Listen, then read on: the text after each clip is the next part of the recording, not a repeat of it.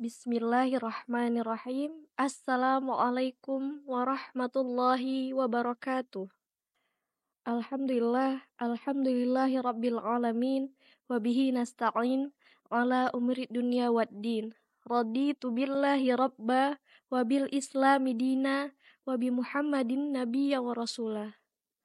Alhamdulillah, segala puji rasa syukur kita kepada Allah karena dengan nikmat iman, nikmat ihsan, dan terutama nikmat Islam yang bisa kita rasakan sampai saat ini. Kemudian salawat serta salam tak lupa kita hadiahkan kepada baginda Rasulullah Sallallahu Alaihi Wasallam. Allahumma salli ala Muhammad wa ala ali Muhammad. Alhamdulillah, tidak terasa kita sudah berada di bulan yang penuh dengan keberkahan, penuh dengan keutamaan, penuh dengan sukacita. Dan tentunya semua umat muslim di seluruh dunia menyambut dan sangat merindukan bulan suci Ramadan. Dan rasanya tidak ingin berhenti di bulan ini. Kita ingin meneruskan bulan ini sampai berikut-berikutnya. Di bulan Ramadan ini tentunya banyak amalan yang perlu kita lakukan untuk meningkatkan pahala kita, yang dimana kita sama-sama ingin menjadi manusia atau hamba Allah yang memiliki gelar takwa, gitu ya. Nah, gelar takwa sendiri tidak mudah kita dapatkan tanpa kita melakukan apapun.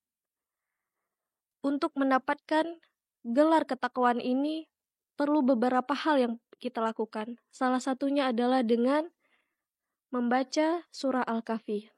Nah, surah Al-Kahfi ini sendiri adalah surah yang dianjurkan oleh Rasulullah Shallallahu Alaihi Wasallam, terutama dibaca ketika hari Jumat atau malam Jumat. Rasulullah Shallallahu Alaihi Wasallam bersabda, "Barang siapa yang membaca surah Al-Kahfi pada malam Jumat, dia akan disinari cahaya antara dirinya, dan dia juga akan mendapatkan lindungan di antara dua Jumat."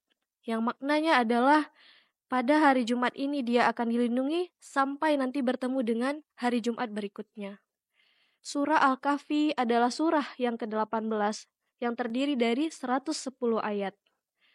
Surah Al-Kahfi sendiri juga berisi berbagai cara menghadapi cobaan dan fitnah, di mana di dalam surah Al-Kahfi terdapat 4 kisah. Yang pertama adalah kisah Ashabul Kahfi. Yang bisa kita lihat isi kandungan Al-Qur'annya adalah para remaja yang rela meninggalkan kampung halamannya dalam keadaan terusir demi mempertahankan agamanya.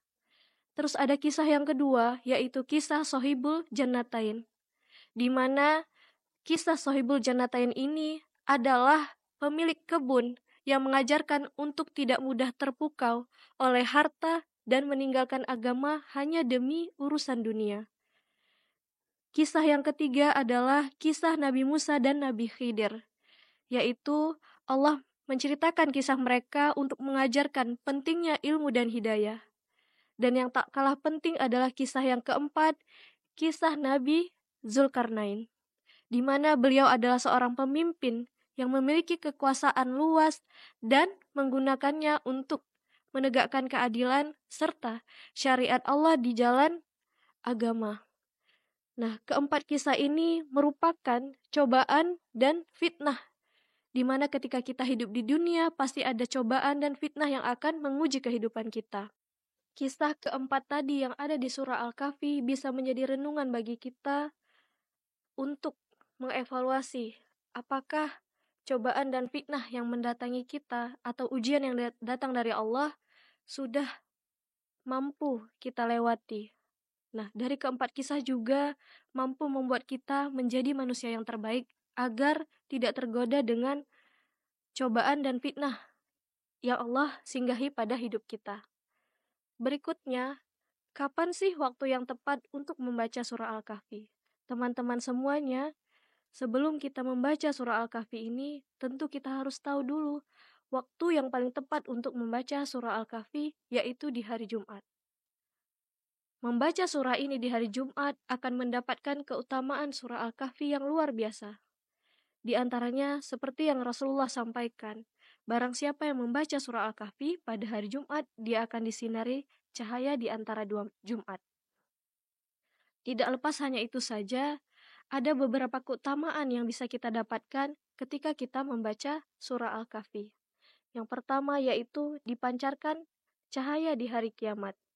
Keutamaan yang kedua yaitu mendapat petunjuk dan bimbingan dari Allah. Keutamaan yang ketiga diampuni dosanya antara dua Jumat.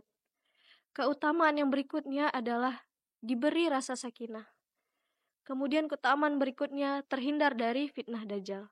Nah, seperti yang kita ketahui, Allah sudah sampaikan di dalam Al-Quran bahwa nanti akan Allah ciptakan suatu makhluk yang bernama Dajjal dan pasti akan menyinggahi seluruh dunia ini, di mana beliau akan memberikan berbagai ujian, cobaan, dan fitnah tentunya kepada seluruh umat yang ada di dunia ini.